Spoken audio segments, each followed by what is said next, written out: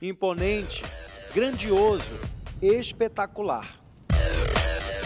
É realmente uma coisa que emociona, que arrepia. A extensão da vida de muita gente. É minha segunda casa, né? Como se cuidasse do filho. Um presente para a cidade das Mangueiras. Filho de 40 anos que já deu aos pais muitas alegrias e continua dando. O início da obra data de 1971, mas a inauguração ficou para o dia 4 de março de 1978. O estádio surge como um marco da construção que mudaria para sempre a história do esporte no Pará. Um desejo do governador Alacide Nunes, que queria transformar o local em um grande campo de futebol estadual. Isso porque até então só existiam os clubes de futebol do Paysandu e do Remo, que na visão de Alacide eram apenas uma miniatura do que poderia ser um estádio. Depois de muito pesquisar quem poderia ser o responsável por essa construção, o governador conhece o arquiteto Alcir Meira.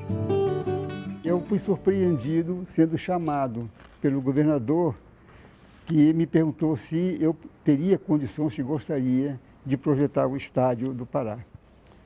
Imediatamente disse que sim, lógico, porque eu já estava entrosado dentro do que seria um estádio, já tinha uma ideia exata do que seria necessário. O primeiro nome do local passa a ser Estádio Alacide Nunes, homenagem justa ao idealizador do projeto, depois batizado pela própria população como Mangueirão, apelido carinhoso criado pelo cronista esportivo Moacir Calandrini para o local que tem o formato de uma manga, fruta típica da Amazônia. O Mangueirão hoje se configura como um dos mais imponentes do país, mas até ele chegar a esse tamanho, enfrentou vários problemas. Foi projetado em 1968 com a capacidade para 150 mil pessoas, mas como Belém na época não tinha tantos habitantes, o governador Alacide Nunes decidiu refazer a ideia inicial e diminuir o público para 100 mil. Uma curiosidade é de que quando ele foi inaugurado na década de 70, as obras estavam inacabadas. Todo o processo de construção do estádio durou mais de 30 anos. O estádio, então, foi construído lentamente em função do parco, os recursos que vinham entrando, ingressando, e passou-se várias administrações, começou com o Alacide Nunes, Fernando Guilhom, Aloysio Chaves, Jáder Barbalho, e o estádio, cada vez vinha um governo, fazia 2, 3 módulos, e começou então a fechar a estrutura do estádio. Quando chegou na administração do Dr. Almir Gabriel, o estádio tinha mais ou menos 2/3 da estrutura já realizada e faltaria só 1/3 para que ele fosse concluído. O jogo de inauguração foi apoteótico. O público transformou a data em uma verdadeira festa. Que foi um jogo entre o selecionado do Pará e o selecionado do Uruguai, foram portões abertos. Então, o público todo foi, primeiro que era a inauguração do primeiro estádio grande no Pará, segundo que era realmente uma atração aquele jogo, e terceiro que era uma grande festa no Pará. Este agrônomo já foi atleta e tem uma íntima relação com o estádio. Foi o primeiro jogador a marcar gols oficiais no campo. Isso vai ficar pro lado da minha vida, tranquilo. Foi dia 3 de março de 78, nesse dia foi Brasil-Uruguai. Eu tive a honra de fazer o primeiro gol aos 9 minutos, depois o Bacuri, depois eu fiz ainda aos 35 por aí do primeiro tempo. Depois o Gabrielzinho fez o quarto gol. Mesquita não está na ativa, mas como é apaixonado por futebol, encontrou um jeito de não se afastar da casa que o consagrou. Hoje é responsável pela conservação do gramado do estádio. Toda vez que entra no Mangueirão, lembra os detalhes do passado. O Mangueirão era, vamos dizer, o bandolão, né? Era um arremedo, né? Do que o estádio bonito como é. Inclusive gramado, arquibancada, tudo. Outro Mangueirão. Um Mangueirão totalmente diferente do atual, né? O gramado era feito com terra preta, hoje em dia é com areia. Então nós tínhamos, quando chovia, a gente tinha muita dificuldade em andar, em correr no gramado, porque pesava demais. Em 2000, o estádio passou por uma reforma que lhe deu uma nova configuração. A arquibancada foi concluída e ganhou a pista de atletismo. A reinauguração da casa foi marcada por um repá e desde então passou a se chamar Estádio Olímpico Edgar Proença.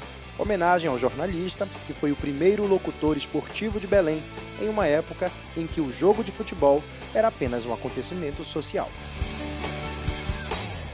Meu avô estava à cata de novidades, e novidades ousadas.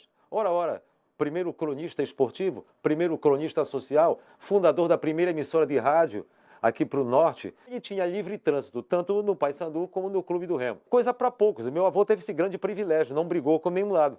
Além de jogos de futebol, o estádio passou a receber competições de atletismo de nível internacional. Por 3 vezes, o público do Grande Prêmio de Atletismo do estádio foi superior a 40 mil pessoas, um recorde de torcedores em eventos atléticos sul-americanos.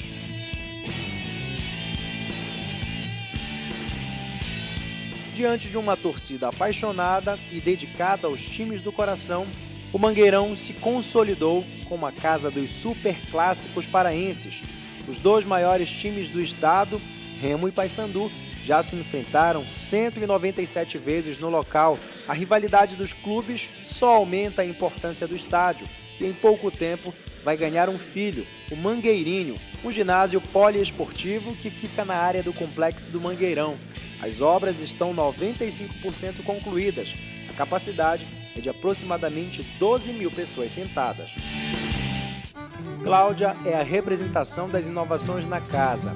É a diretora do Mangueirão e usa a sensibilidade feminina para cuidar do quase quarentão. Cada dia é um dia aqui, né? Então, é uma água, é um cano, é um desplacamento, é uma tensão muito grande, é uma cadeira que quebra e a gente tem que estar com esse carinho diariamente. E eu acho que eu estou aqui como mulher, né, para ver isso mais carinhosamente. Que as mulheres venham para o campo de futebol, que aqui não é um lugar de briga, de algazarra, nada disso. É um lugar onde tem espetáculo. Mangueirão, a casa da memória do futebol e do atletismo, o símbolo das grandes competições e a alavanca para sonhos audaciosos de milhares de atletas.